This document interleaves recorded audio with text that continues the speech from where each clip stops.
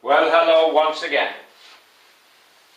This is me, Leonard, broadcasting as usual from HASLINGDEN, 30 miles or 50 kilometres due north of Manchester in the UK, on Thursday the 20th of October 2011. This is part 26 in my series, The United States of Europe, which is my dream. And we're going alphabetically through the 27 countries which currently comprise the EU, and then maybe later we'll look at the countries I would also like to see join, such as Turkey and Switzerland and Norway. Today we're looking at Spain. What can you say about Spain? Well, to begin with, it is a huge country, not as big as France. If you added the Netherlands to Spain, it would be slightly bigger than France. If you add Portugal, in other words the whole peninsula, that would be far bigger than France together.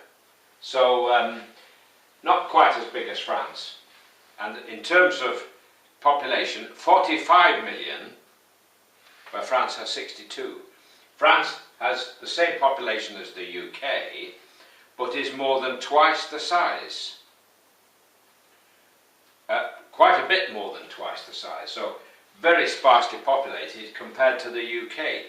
Although there are huge chunks of the UK where there's hardly anybody. I mean, if you take a train from Inverness up to Wick or Thurso, there's hardly anything for 100 miles. Most of it's owned by the Duke of Westminster or the Duchess of Sutherland. How all that ever came about, God knows. Anyway, I'm getting off the subject.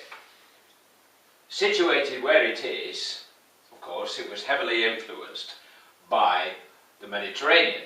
Of course, the Romans made it part of their empire. Rome was attacked by Hannibal from Carthage, who crossed into Spain and then crossed the Alps and spent 30 years inside Italy. Isn't that incredible? Beggars belief, doesn't it? Never defeated in Italy. Later, Carthage was destroyed by the Romans. Then, in the 7th, 8th century, the Moors came, and Spain fell under the Islamic Empire, Spain and Portugal. And they stayed for something like 700 years before they were thrown out. The Moors, heavily fortified by the religion of Islam, were incredible fighters, and they were never defeated until south of Paris, a place called Poitiers and Tours. The battle is often referred to as the Battle of Poitiers and Tours, so nobody's sure exactly where it took place. They were finally stopped, and not just stopped, they were totally routed by a Germanic tribe, a Frankish tribe rather, under Charles Martel. Defeated so heavily that they retreated back into Spain and never came back. Otherwise, but for that battle, it is possible the entire continent of Europe would have become Muslim. And ultimately, of course, the whole world. Because if you think about it, the Moors retreated into Spain and Portugal, and then were pushed out around about in the early 15th century, finally. It was from then on that Spain and Portugal began their adventures, which brought about their huge empire in South America. So, but for the Battle of Poitiers-Tours, who knows what the world would have been like. And of course, they clashed with Britain and were defeated by a combination of wind and tide and prowess by the English Navy. Their entire fleet, a huge fleet, was routed. And what was left of it, because of the prevailing winds, had to go right round Scotland to get back to Spain. And they never came back. And of course, in South America, it was rather strange how it came to pass. The Pope made the decision as to which of the two Catholic countries were entitled to which part of South America. And because of the Pope's decision, Portugal got Brazil and Spain got the rest. I don't know if you've been to Spain and Portugal, but I love Spain. When I crossed the border from France by car, I could almost hear the guitars playing in the air. You know, that kind of romantic feeling, the excitement, completely different feeling to that of France. I can speak enough Spanish to get by, and I can understand even more, and I can read even more, but I cannot understand a word of it, of Portuguese, and yet in written form it's very similar. It sounds like Russian to me. One night on my journey, I drove on my own, entirely on my own, right down France, right around Spain, across into Portugal, and then came home from Santander on the boat to Plymouth. But when I got into Portugal, I couldn't understand a word they said. Excuse me, very strange. I could read and understand what I saw written or printed, but when they spoke, it was Russian to me. Anyway, we'll come rapidly up to date. In the 1930s, 1936 to 39, there was a tremendous civil war in Spain. The elected government, which was very left-wing, socialist government, was taken on by a right-wing fascist general of the army, General Franco. And after 3 years, he won. 350,000 people died, mostly Spaniards. 350,000. For what? And many people from all over Europe volunteered. They were really stirred. And what was more, it was a sort of precedent, if you like, for what was coming, an antecedent or whatever. Hitler supported Franco, and in a roundabout kind of a way, Stalin supported the legitimate government, the left-wing government. And we were a bit pussy-footed, and we didn't like a lot of our people volunteering to go to fight on the side of the Spanish government. And they left a lot of running sores. And the Nazis sent a lot of their planes to help, which bombed a lot of their cities in Spain, which was one of the reasons why they were defeated. It may have been that without Germany's help, the legitimate government might have won. Completely changed the situation. Anyway, during the Second World War, Spain stayed neutral, thank heaven. Even though Hitler had designs on Gibraltar, he couldn't stand and he couldn't get on with Franco. In fact, he said that speaking with Franco for an hour was worse than going to the dentist. So luckily for us, because Gibraltar was very, very important, luckily for us, Franco stayed out. He wanted food supplies. They were short of food, and he got food supplies, I believe, from America. But I mean, if you think about it, if Spain had joined Hitler, it would have been very difficult for them from the landward side to have taken over Gibraltar, which would have been very difficult for us in the Mediterranean. Now, coming up to date,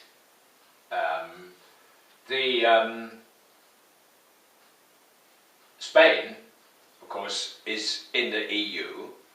It's in the Euro and it's in Schengen. It's played its full part. It's had its own internal problems until about 1970 or so.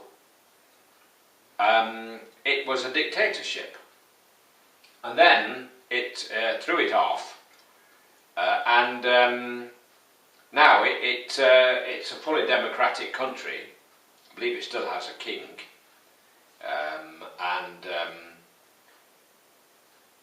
It had some terrible problems with the Basque separatists, ETA as they were known, and who only today apparently have announced that they will end the armed struggle, rather coincidentally. ETA set off many bombs and killed many policemen and important people during the years that they were trying to get separate treatment for the Basque area around Bilbao. They have a slightly different language than the rest of Spain, but now they've given up, at least so they've announced.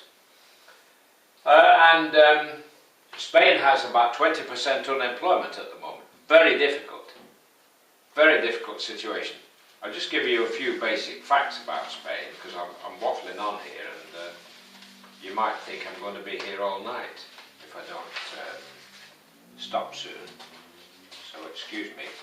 Quite obviously, whenever you drive around Spain, half the country seems to be covered in olive trees,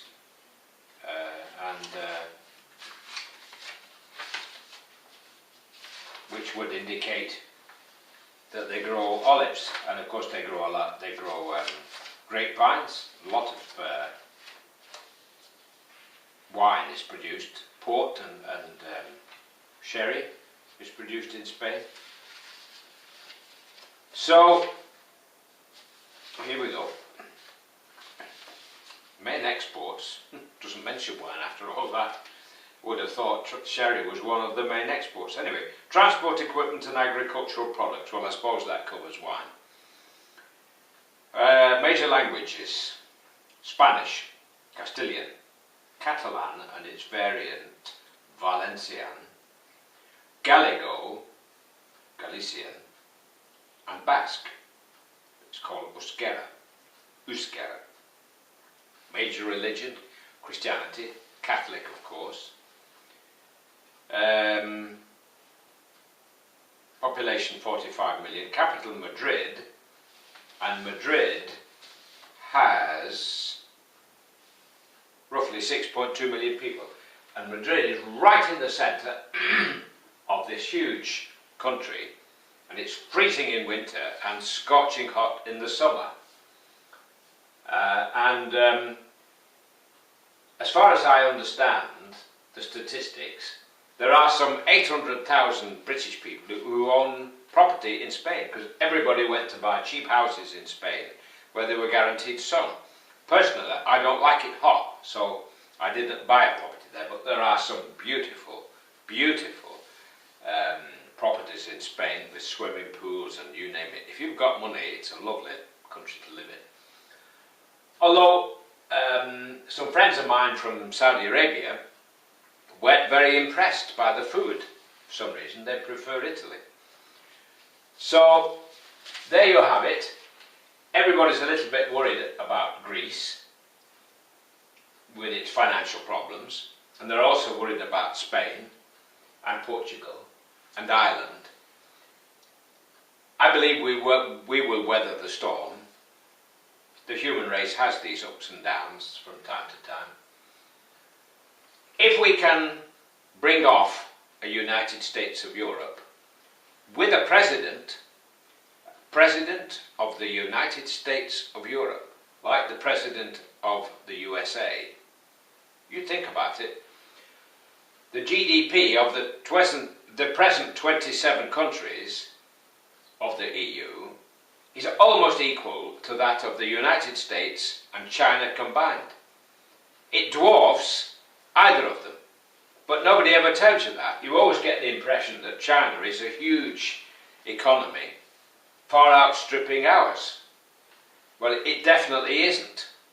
And if we can bring in the other countries I'm interested in, like Turkey, and maybe the Ukraine, and the rest of the Balkans, and get Switzerland to join properly, and Norway, which had a referendum and decided to keep out, then we would be the strongest in the world, without any doubt whatsoever. and wherever the capital was chosen to be, maybe Brussels, would be the centre of attention for every country in the world.